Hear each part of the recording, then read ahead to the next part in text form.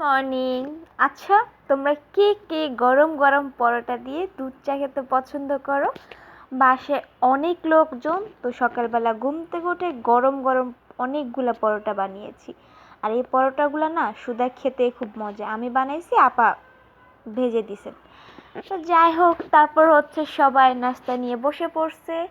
দেন আমি আমার নাস্তা নিয়ে বসে পড়েছি, 2টি পরোটা, সুন্দর চা এবং একটু ডিম ভাজি। তা আমার ছোট ভাইস্তারা ডিম ভাজি খাবে না, সে শুধু চা রুটি খাবে। তো যাই হোক, আমরা দুজন মিলে মজা করে নাস্তাটা খেয়েছি।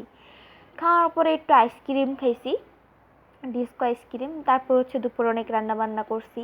আজকে রান্না করছি বরবটি দিয়ে চিংড়ি মাছ, তারপর হচ্ছে করলা ভাজি, তারপর এটা হচ্ছে ডাটা দিয়ে ডাল। এটা দুপুরের জন্য ছোটোখাটো, বড় মাছ আর নেওয়া হয় নাই। তো যাই হোক, তারপর হচ্ছে সন্ধ্যার সময় আনারস কাটছি।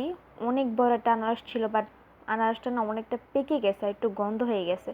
তো যাই হোক, তারপর হচ্ছে আমি একটু শরবত খেয়েছি। আমার ছোটোখাটো ডেইলি ব্লগ তোমাদের কার কাছে ভালো লাগে অবশ্যই কমেন্ট করে জানাবা। খোদা হাফেজ।